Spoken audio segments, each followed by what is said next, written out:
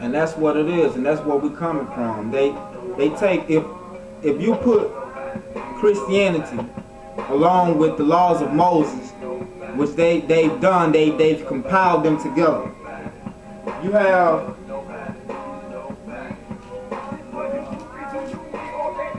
have Christianity, which was compiled to the so-called Old Testament scripts 1,500 years later after it was written. And it was done by the white Greco-Roman Empire under Constantine. And you have, this is the so-called Old Testament. Then it ends. It ends. And then you have a new book called Matthew. You see, and this is only 3 scriptures, 3 pages, compared to what we already had in process, coming from the Metanetta, coming from the book of coming forth by day, by night.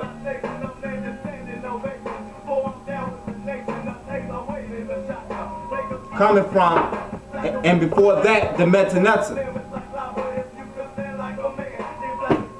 And from that,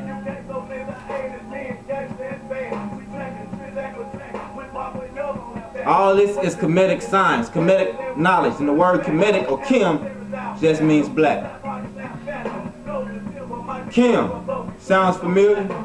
Chemistry. Everyone knows scree means the study of. So chemistry is the study of black. Yeah. Now we're coming out of Deuteronomy 19. Verse 21. And because we come in here, because they try to take everything and divert us away from the teachings of our ancestors, the teachings of actual gods, actual goddesses, actual kings, actual queens, who we are descendants of. We have king and queen blood in us, in our veins. And we're going to show you how they try to divert us from the laws of Moses. Deuteronomy 19, chapter, verse 21. And your eyes shall not pity. I shall not pity. That's if anyone do something wrong to you, you shouldn't pity that person. And that's written right here in the law. If someone has crossed you purposely, deliberately crossed you, smitten you, hurt you, or done any type of affliction or oppression to you, you don't show pity with that. And if your eyes shall not pity, but life go for life. That means someone take one of your people's life, and then you recompensate that by taking one of their people's life. And that's written in the laws, by the laws of Moses, coming out of the mouth of the Most High. Life for a life, eye for an eye, tooth for a tooth, hand for a hand, foot for a foot. You don't say turn the other cheek.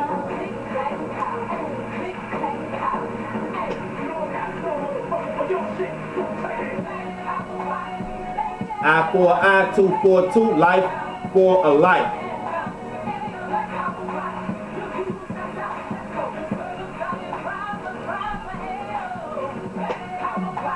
Deuteronomy 28:36.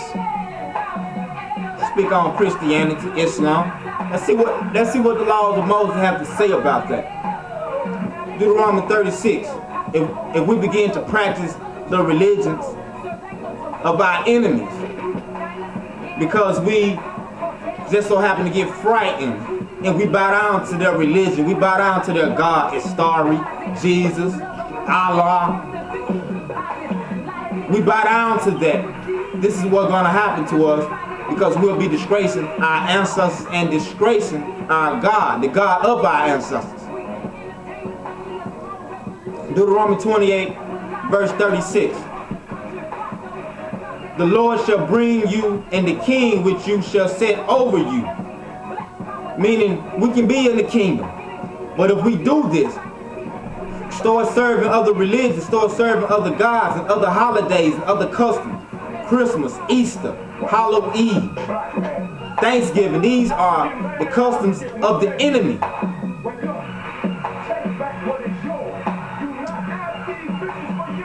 Which you shall set over you, unto a nation which neither you nor your fathers have known.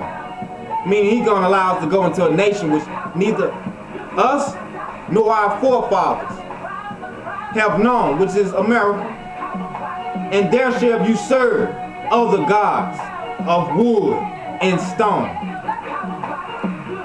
Deuteronomy 36.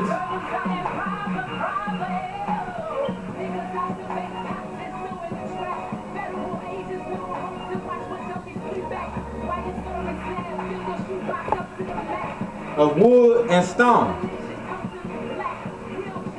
That's the wood. We got you. That's on every Christian church. We got you. And you hold the book and go in the church and you still didn't see that. If you got a cross, the wood, which is the symbol that the Romans used to frighten people into their false spiritual slave indoctrination, then you have the stone. Those are hundreds of people all around going to Mecca to see the Kaaba stone and kiss it. They worship the stone, the Kaaba stone.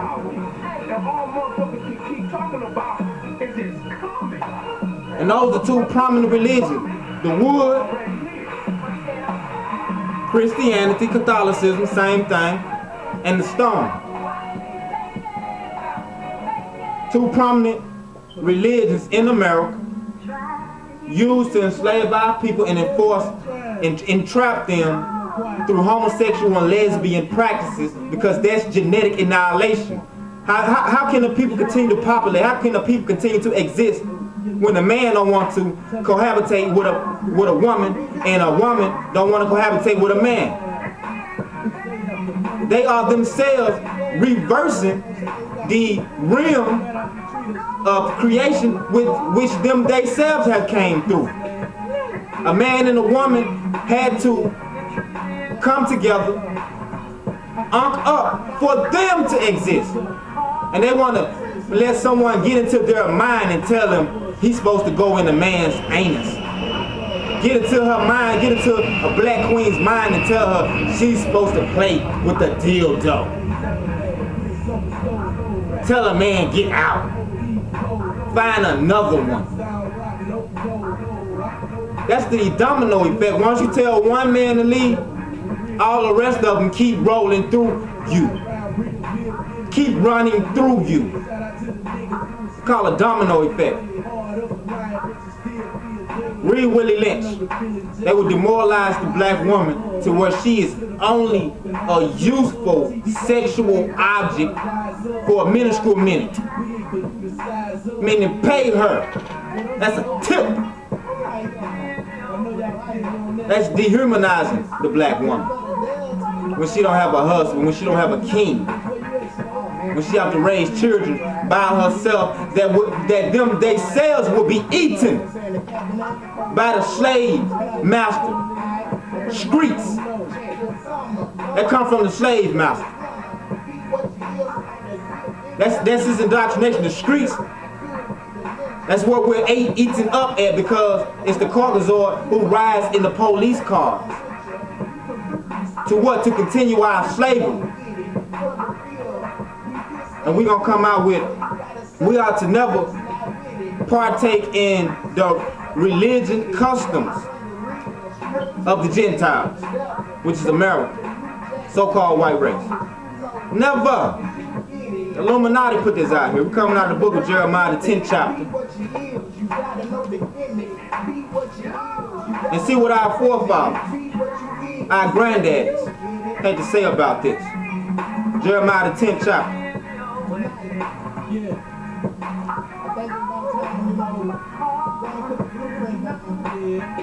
Thus says the Lord, you should not learn the ways of the Gentiles or heathen, and not be dismayed at the signs of heaven for them.